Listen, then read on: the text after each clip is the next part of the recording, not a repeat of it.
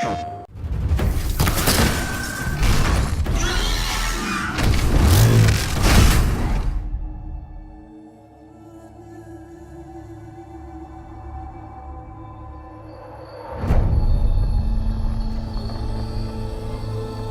whole life you've been searching. And the elders, they've been holding you back. The girl is a curse. She came from nowhere. She is no one. When they told me to raise you, I didn't ask questions. Why am I an outcast? Who was my mother? Always you pushed for answers. Push yourself to the edge.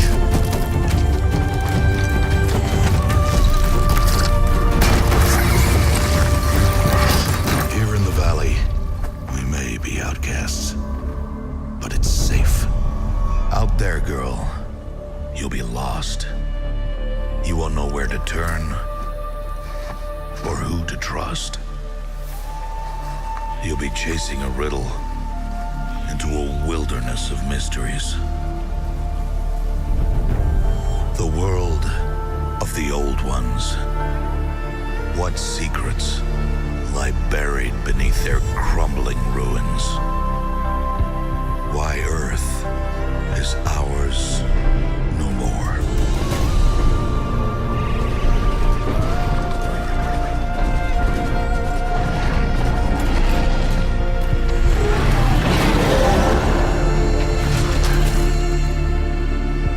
These questions, Aloy, the tribe has forbidden. What if the answers are worse than not knowing?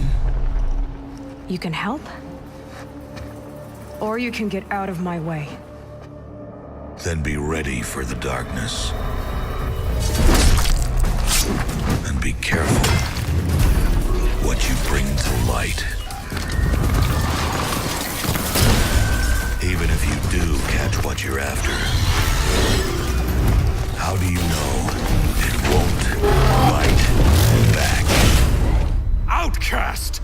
You came from nothing. You will die a nothing.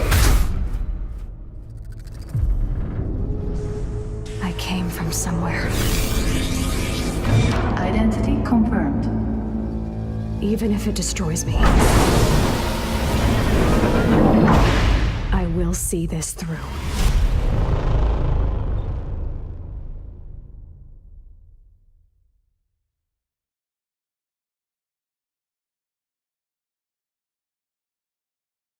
PlayStation.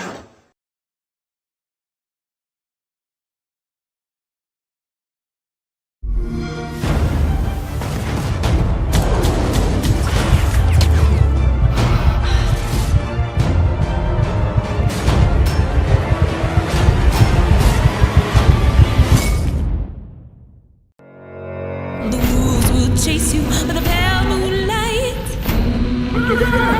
It took me months to figure out that Lincoln had survived the massacre and was waging a war against Sal Marcano.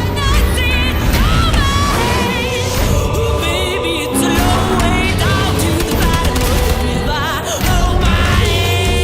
Oh, baby, it's a long way down, a long way down.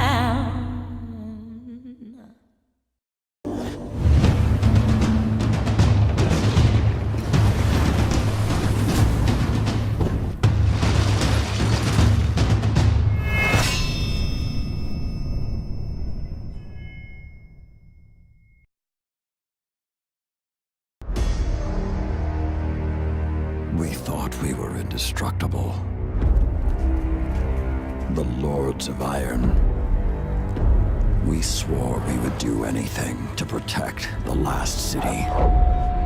Some of us paid the ultimate price. I am all that remains.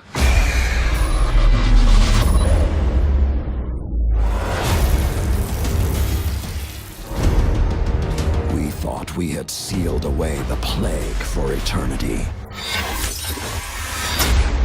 But now, it has returned. And this time, with a fallen army. It is time to avenge my brothers and sisters. Stand with me, Guardian. Prove yourself worthy, and the Iron Lords will rise again.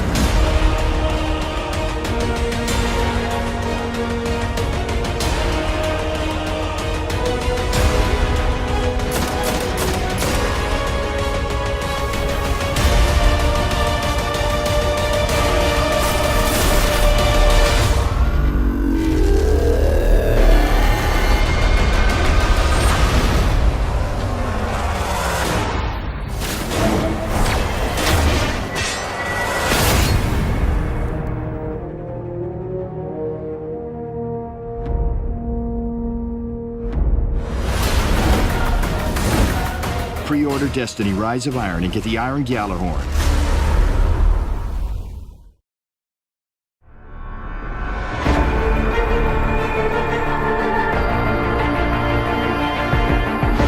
With Dzz'h, we want it to be the window to the future. What we're trying to do is change the prosthetics industry so we can offer affordable, functional and beautiful prosthetic devices to amputees. I'm proud of being one-handed. It doesn't make me feel any different. But wearing this, instead of having people come up to me or give me like the sincere look of, oh, you've lost your arm, they go, oh wow, this is fantastic. And I just like to see people have a smile on their face about it. That's what it's all about for me. Because we're heavily promoting this kind of technology, some people really think like we were producing, augmented arms. And some fans or some moms and so on were asking, where can I buy your arm? And unfortunately, we have to say, we're not building any arms, we're just a video game company. But that triggers, the thing where we say, we should do something. It was a really natural fit when they got in touch with us. We were almost expecting it at some point, and we formed this idea to try and turn Adam Jensen's arm into a real-life bionic limb.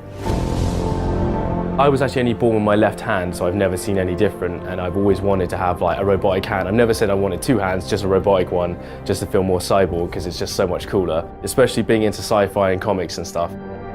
I developed the first bionic hand when I was 17, just tinkering in my bedroom at my parents' house when I was younger. So when I went to university a few years later, I wanted to take the project a little bit further and found that bionic hands existed for amputees to wear, but they were extremely expensive. And so I used that angle as an excuse to be allowed to create a bionic hand for my final year project at university. And then after university was when I co-founded Open Bionics, and we began working on the same problem with a more kind of definitive goal of being able to offer these bionic hands to people at a really affordable price.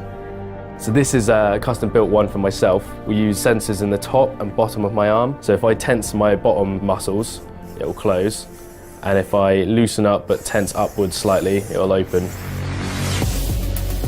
We have a fantastic art director. His name is Jonathan Jack Beltet.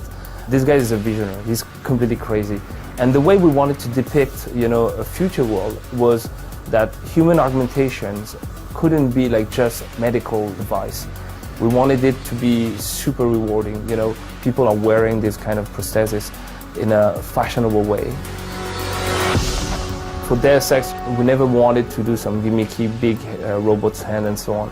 We wanted something to touch upon, the high fashion, very refined design, something that looks very slick and very, you could be very proud to wear it.